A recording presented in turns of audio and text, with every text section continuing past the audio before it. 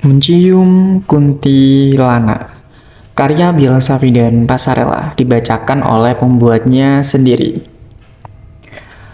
Suatu malam di sebuah desa yang terletak di daerah Jember, terdapat satu pohon besar yang konon dipercaya oleh orang-orang desa di situ. Dan konon katanya juga terdapat sosok kuntilanak yang sangat menyeramkan dan ditakuti oleh penduduk desa tersebut. Dan orang situ biasanya menyebutnya dengan nama Mbak Siti. Nama itu bukan asal nyebutin sih, tapi memang dulu katanya ada yang bunuh diri dari pohon beringin tersebut. Dimana Mbak Siti bunuh diri karena gangguan jiwa dengan tali rafia yang sebenarnya meninggalnya bukan karena gantung diri, tapi karena jatuh dari pohon setinggi 5 meter dan kepalanya terbentur batu lancip dan pecah. Dan sampai saat ini sosok arwah Mbak Siti masih berada di sana dan sering menampakkan diri dan usil kepada orang-orang yang suka lewat situ. Kamu dua cerita apa deh soal horor-horor ngono? Tanya Elsa kepada Dede temannya. Nggak ono sih nek horor sah. Menurutmu bayar hutang iku horor nggak sih? Menjawab dengan muka datar. Garing sih deh sumpah, gak masuk belas jokmu. Elsa menjawab dengan muka datar dan sedikit menahan senyum tawa. Terus nek kamu dua cerita apa nggak sih soal hantu-hantu gitu? Tanya Dede penasaran. Oh no sih De, dan aku mengalami ini ketika aku pulang dari Surabaya ke rumahku. Dan waktu itu aku sampai rumah sekitar jam 2 pagi lah. Dan kebetulan juga kejadiannya itu pas banget di pohon beringin itu. Jawab Elsa dengan serius. Terus seru kayak iki sih sambil menyodorkan kopi dan gorengan. Ya ngono sih deh, sumpah iki serem banget sih.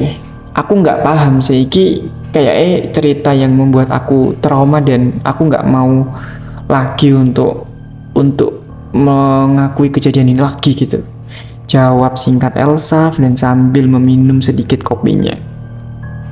Iya, opo cepetan, terlalu banyak basa-basi, saud Dede kepada Elsa. Jadi, mereka lagi duduk berdua di teras rumah Dede, dan saat itu waktu menunjukkan pukul 10 malam. Di mana orang-orang lingkungan rumah Dede jam segitu sudah sepi banget. Apalagi ini di desa dan suasana waktu itu habis hujan. Jadi hawa dingin dari angin yang selesai hujan itu sangat terasa menembus jaket dan sarung yang mereka pakai. Nah, ceritanya gini deh. Waktu itu kan aku kerja di salah satu perusahaan di Surabaya, ya kan? Nah, otomatis, misal kita pulang kampung itu kan biasanya mendekati puasa atau hari lebaran atau enggak bulan-bulan biasanya itu aku pulang 2 minggu sekali, ya kan? Cerita Elsa dengan serius. Iya terus saud Dede dengan wajah serius mendengarkan. Nah, waktu itu ada momen libur panjang di mana di kantorku itu semua karyawan diliburkan 1 minggu karena memang ada urusan penting yang mengharuskan untuk diliburkan. Udah nih akhirnya ya udah sih ya semua aku tuh setelah ada pengumuman itu akhirnya aku pulang ke kosan dan sampai kosan itu sekitar jam 7-an malam. Dan nyampe kosan pun aku juga nggak diem, aku langsung packing barang. Dan singkat cerita, aku kan kalau pulang dari Surabaya ke Jember itu kan naik sepeda motoran gitu kan.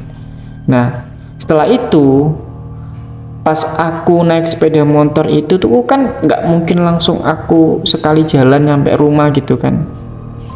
Jadi itu aku harus berhenti dulu gitu. Singkat cerita, aku mau sampai rumah itu sekitar jam 1:30 lebih lah. Dan itu pagi dini hari gitu kan. Dan gak tahu kenapa, secara tiba-tiba pas aku lewat di depan pohon beringin itu, tiba-tiba motorku mati. Ini lebih tepatnya bukan ke depan pohon beringinnya sih, sebelumnya sih kayaknya. Kamu tahu kan nek misal arah rumahku itu kan harus melewati pohon itu dulu kan. Nah sebelum pohon itu kan ada batu besar, kayak ada tulisan-tulisan pilok-pilok gitu. Ya, kalau misalkan dibandingkan dari pohon itu ya 100 meteran lah dari pohon itu. Dan kamu juga tahu kan, kalau misalkan jalanan di daerah pohon itu bener-bener sepi dan gak ada rumah sama sekali. Ya kan? Ya, adanya cuma pohon-pohon banyak dan beberapa pohon-pohon tumbang. Jalanannya pun juga aspal rusak gitu kan. Ya karena mungkin memang kepala desanya mengkorupsi itu sih. Jadi otomatis pas aku melewati jalan itu kan aku harus pelan-pelan banget gitu kan. Apalagi dengan penerangan yang minim sambil meminum kopi untuk melegakan. Nah, pas sepeda motorku mati, kamu pernah nggak ngerasain kalau misalkan keadaannya kita itu lagi nuntun sepeda motor, harusnya kan enteng ya. Tapi ini tuh berat banget, kayak ada yang narik dari belakang gitu.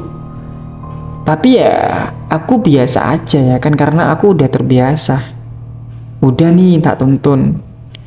Bayangin aja, kayak nggak masuk akal sebenarnya sih, tapi ini terjadi. Jadi ketika aku nuntun, itu kan jaraknya kurang 100 meteran dan itu deket banget ya. Dan aku sampai di depan pohon beringin itu tiba-tiba udah jam 2 aja. Itu kan kayak nggak masuk akal banget kan. Nah udah nih. Terus habis itu aku pengennya itu kan nggak mau ngelihat pohon itu. Tapi nggak tahu kenapa mataku itu kayak penasaran pengen ngelihat ke atas pohon beringin itu. Ya, secara tiba-tiba kan tanpa sengaja aku ngelihat. Dan kamu tahu, yang aku lihat itu apa?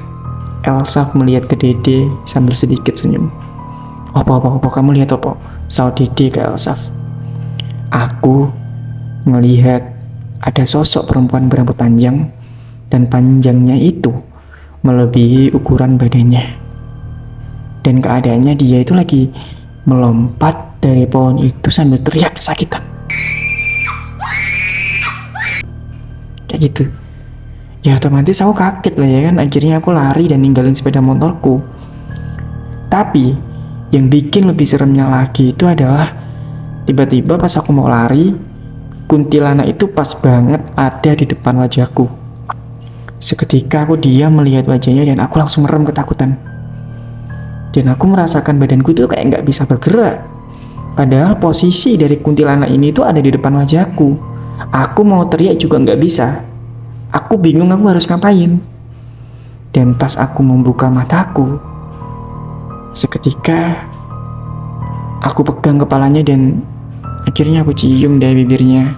Sama aku peluk juga dan akhirnya kita berdua saling mencintai dan menikmatinya. Cerita selesai.